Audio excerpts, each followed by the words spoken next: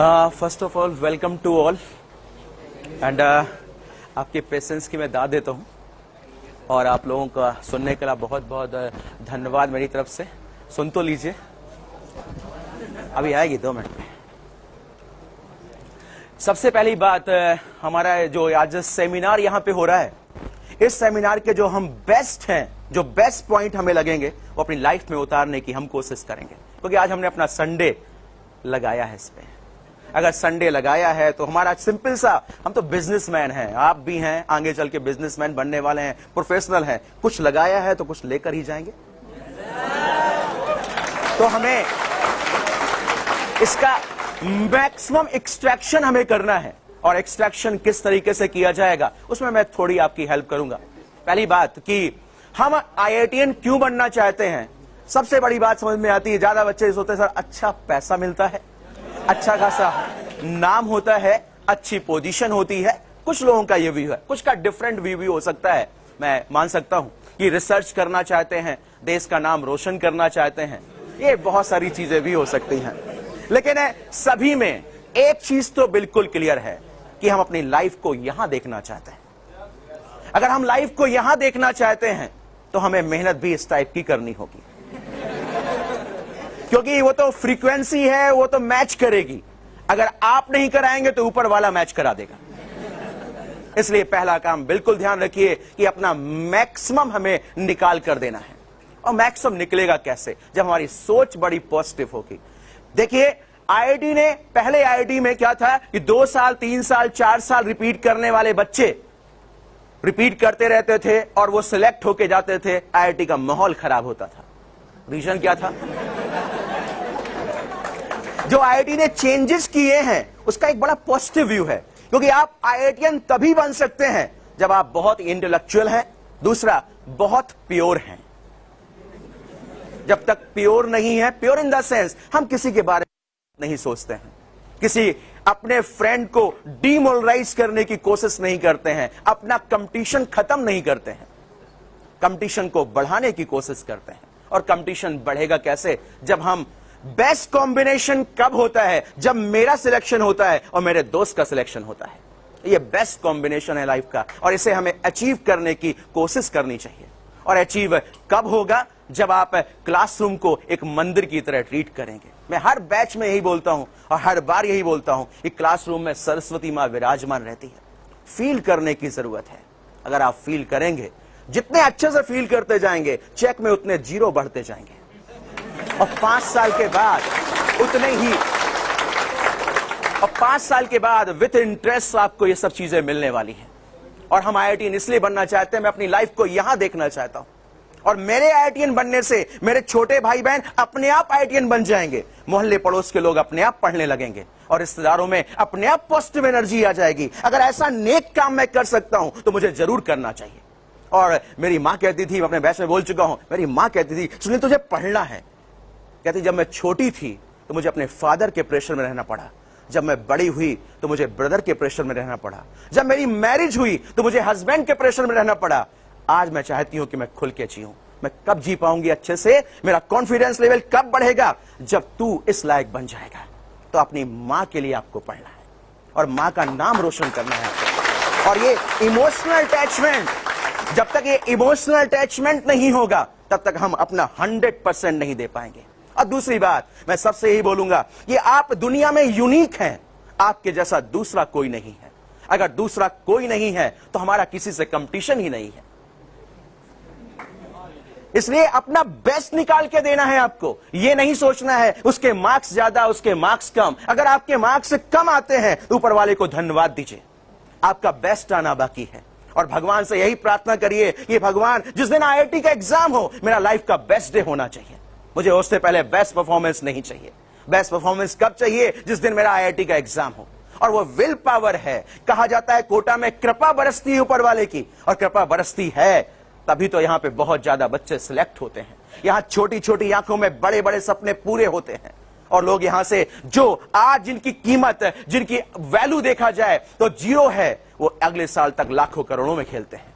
और हमने देखा है, एक स्टूडेंट था हमारा 2007 में, नीतीश, उसका 2nd रैंक आया ऑल इंडिया में, डीपीएसआर के प्रमुख का स्टूडेंट था।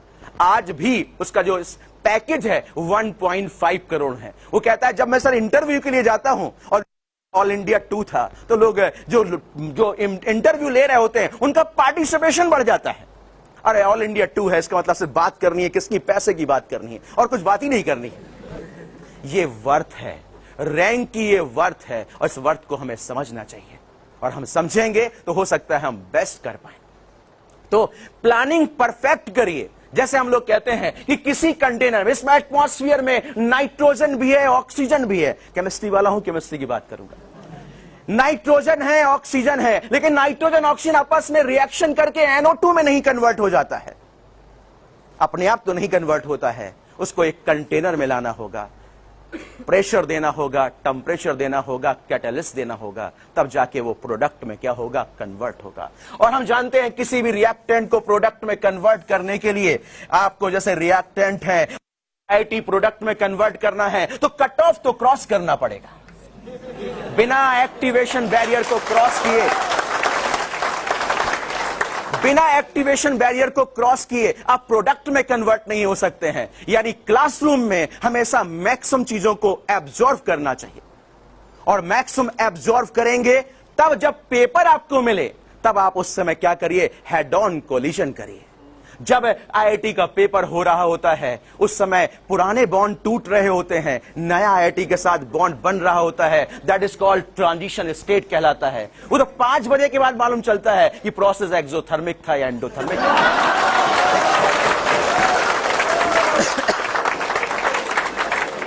इसलिए एनर्जी को एब्जॉर्ब करने के साथ साथ परफेक्ट ओरिएंटेशन भी जरूरी है। हमें क्या करना है, क्या नहीं करना है, ये बिल्कुल क्लियर होना चाहिए। जैसे N2 मॉलिक्यूल मैंने लिया, N2 को जितनी एनर्जी चाहिए, देखिए जैसे कंटेनर में, यहां पर एक रूम में फिजिक्स, केमिस्ट्री, मैथ आपको इक्वल रूप से प्रोवाइड की जा रही है, लेकिन सभी रिएक्टेंट के जो मॉलिक्यूल होते हैं वो आप ही की तरह होते हैं। सब अपनी मर्जी के मालिक हैं, कोई कम एब्जॉर्व कर रहा है, कोई ज्यादा एब्जॉर्व कर रहा है, जबकि सबको कट ऑफ मालूम है। इस कट ऑफ से पहले हम बैरियर को क्रॉस नहीं कर सकते हैं। इसलिए मैक्सिमम एब्जॉर्व करिए। अगर समझ में नहीं आता है तो पार्टिसिपेट करने की कोशिश करिए। धोनी कहता है 6 तभी, अब हुक करेंगे तभी 6 जाएगा, यानी पार्टिसिपेट करेंगे तभी स्कोर होगा। कभी क्वेश्चन को यह सोच के मत अरे मुझे बनेगा नहीं, अरे आपने पहले ही सोच लिया नहीं बनेगा तो वो कैसे बन सकता है। पॉजिटिविटी तो आपके चेहरे में होनी चाहिए कि हां मुझसे बनेगा या नहीं बनेगा, लेकिन मैं कोशिश जरूर करूंगा, और कोशिश करूंगा तो हो सकता है मुझसे बनने लगे। अब क्या है, पेपर जो आता है ऑब्जेक्टिव क्वेश्चन आते हैं। अब कोई सब्जेक्टिव डिस्क्रिप्टिव क्वेश्चन तो है नहीं कि आपने 4 लाइन सही कर दी, लास्ट में गड़बड़ हो गया फिर भी मार्क्स मिल जाएंगे। अब तो सब है या नहीं है, 2 चीजों में आंसर हो गया है। तो हमारे जो गार्जियंस होते हैं वो इस चीज को सोचते हैं अरे मार्क्स कम आ गए। अरे हो सकता है आपका बेटा 80% कर रहा हो, 90% कर रहा हो, 95% कर रहा हो, करने दीजिए, पेशेंस रखिए। आपका बेटा अगर आपके लिए अच्छा नहीं कर पाएगा तो दूसरा कौन करेगा। तो कभी कभी हमारा स्कोर इसलिए कम होता है कि हम 95% समझ जाते हैं और 5% गड़बड़ हो गई और गलत आंसर टिक कर दिया। तो हमें पेशेंस रखना चाहिए, और पेशेंस रखेंगे तो हम चीजों को अपने फेवर में कर पाएंगे। इसलिए N2 और O2 में जैसे मिनिमम एनर्जी को एब्जॉर्ब करने के बाद हेड ऑन कोलिजन होगा, ओरिएंटेशन परफेक्ट है हमारा, तभी क्या होगा, पुराने बॉन्ड टूटेंगे, नया बॉन्ड बनेगा। जैसे N2 मॉलिक्यूल है, O2 अगर यहां से आके ऐसे कोलिजन कर जाए तो ये प्रोडक्ट में कन्वर्ट नहीं होगा। 100% हेड ऑन कोलिजन होगा, तभी क्या होगा, बॉन्ड का फॉर्मेशन होगा, अदरवाइज बॉन्ड का फॉर्मेशन नहीं होगा। यानी परफेक्ट ओरिएंटेशन रखिए, मैक्सिमम चीजों को एब्जॉर्ब करिए, क्लासरूम में ग्रेविटी मेंटेन करिए। क्लासरूम में जितना टीचर बोले, जैसे भी बोले, मोटिवेट करे, कुछ भी करे, पार्टिसिपेट करिए। कभी ये मत सोचिए कि हम वाइब्रेंट पे पढ़ रहे हैं, ईटूज में पढ़ रहे हैं, एलन में पढ़ रहे हैं, रेजोनेंस पे पढ़ रहे हैं, अमृत कहीं और बरस रहा है। ऐसा नहीं है। अमृत तो यही है जो मंथन करके निकाला जाएगा, और हमें आपको मिलकर मंथन करना होगा, उसी से अमृत निकलेगा जिससे हमारा सिलेक्शन होगा। जब आप अगर आपको लगता है कि आप सेटिस्फाई नहीं हैं, आपको लगता है टीचर आपको समझा ही नहीं सकता है, तो कैरियर से खिलवाड़ मत करिए। अगर आपको लगता है समझा तो रहा है, क्लियर हो रहा है, तो फिर उसके साथ लग जाइए। एक ही भगवान बहुत होता है चीजों को फेवर में करने के लिए। अगर हनुमान जी की पूजा करते हैं ना, तो बार बार किसी और के पास जाने की जरूरत नहीं है, वही बेड़ा पार कर देंगे। तो एक पर स्टिक हो जाइए। अगर आपको लगता है क्लियर नहीं हो रहा है तो आप दूसरे पे हाथ मारिए, अदरवाइज एक चीज पे स्टिक रहिए, प्लानिंग परफेक्ट करिए। हर चैप्टर टेस्ट के बाद एनालिसिस करिए। पेपर हुआ, 5 बज गए, थक गए और ऐसे फेंक दिया उठा के, नहीं, उसका एनालिसिस करिए। मार्क्स कम आते हैं तो मार्क्स को इंप्रूव कैसे किया जाए। जैसे मैं आईने की इक्विलिब्रिया की बात करूं, आईने की इक्विलिब्रिया में आपने नंबर ऑफ आपने देखा कि इस पेपर में आईने की इक्विलिब्रिया के 10 क्वेश्चन पूछे गए और आईने की इक्विलिब्रिया के 5-6 क्वेश्चन आपके गलत हो गए, और 6 क्वेश्चन गलत हो गए तो आपने आईने की इक्विलिब्रिया के आप क्या करेंगे, तुरंत इसे नंबर ऑफ सब टॉपिक में ब्रेक करेंगे। एसिड बेस, फिर आपका हाइड्रोलिसिस, फिर आपका बफर सॉल्युबिलिटी टाइट्रेशन। देखिए 10 में से कितने क्वेश्चन किस पार्ट से आए हैं और कौन से पार्ट का क्वेश्चन आपसे गलत हुआ है, उसे देखिए और उसकी थ्योरी को पढ़िए। और जब ना बने तो टीचर के पास जाइए कि सर मुझे हाइड्रोलिसिस नहीं बन रहा है या मुझसे बफर नहीं बन रहा है, तो टीचर आपको आधे घंटे में वो एक्सप्लेन कर देगा। लेकिन अगर आप कहेंगे सर आईने की इक्विलिब्रिया नहीं बन रहा है, वो हाथ जोड़ लेगा, क्योंकि 14 घंटे का टॉपिक आपको वो नहीं पढ़ा सकता है। अगर दर्द यहां है तो इलाज इसका होना चाहिए, पूरे हाथ का नहीं होना चाहिए। तो हम टू द पॉइंट एनालिसिस करें। और कभी भी आपके जैसे बहुत सारे बच्चे सिलेक्ट हो जाते हैं, आप घर जाते हैं तो वो आके आपसे क्वेश्चन पूछने लगते हैं कि इसका आंसर बताओ, तुम्हें कितनी तैयारी चली, तुम्हें चेक करता हूं, तुम्हारी तैयारी कितनी चली। ये गलत तरीका है। हम इन चीजों में ना पढ़ें, हम अपने ऊपर विश्वास रखें कि जो हम पढ़ रहे हैं उससे बढ़िया कुछ नहीं हो सकता है।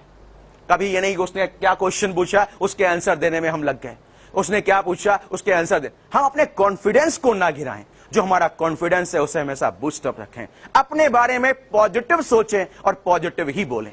जब हम पढ़ने की कोशिश करें, अगर मैं 12 घंटे पढ़ना चाहता हूं, देखिए जिस दिन आपकी क्लास होती है उस दिन कम से कम 7 to 8 आवर्स आप निकालिए, कम से कम 7 घंटे आप निकालें, और जस्ट संडे को कम से कम 12 घंटे निकालिए।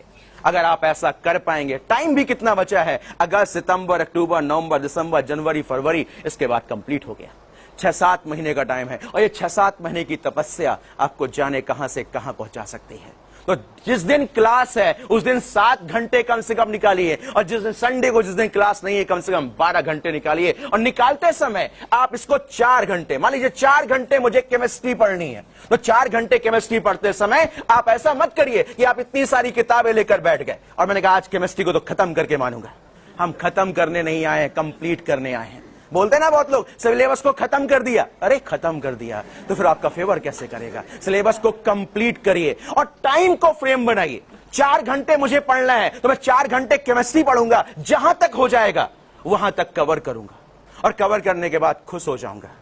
ये नहीं कि इतना मेरा रह गया, ये मुझे नहीं सोचना है। जितना हो चुका है उसे एंजॉय करना है, दैट्स इट। हम सीरियस रहें, दुखी कभी ना रहें, जबकि उल्टा होता है, हम दुखी हमेशा रहते हैं, सीरियस कभी नहीं होते। हमें खाना मिल रहा है, पहनने को मिल रहा है, रहने को मिल रहा है, मोबाइल मिल रहा है, सब कुछ मिल रहा है, तो दुखी होने की सारी कंडीशन खत्म हो चुकी है। अब हम दुखी नहीं रहेंगे। कैरियर की बातें हैं तो सीरियसली की जाएंगी और सीरियसली हम करेंगे। और जहां तक कोशिश हो आप रात में सोइए और दिन में पढ़ाई करिए, क्योंकि साइंस कहता है दिमाग की नर्व्स दिन में काम करने पे बहुत अच्छे से वर्क करती हैं। बहुत सारे बच्चे बोलते हैं सर हम दिन में पढ़ ही नहीं पाते, 3 बजे रात तक पढ़ेंगे और फिर सो जाएंगे। जब आप किसी कंपनी में जाएंगे तब आप ऐसा नहीं बोलेंगे, तब आपको पैसे मिल रहे होंगे, आप सुबह 7 बजे बिल्कुल टाई लगा के पहुंच जाएंगे। लेकिन यहां पर नखरे हैं आपके।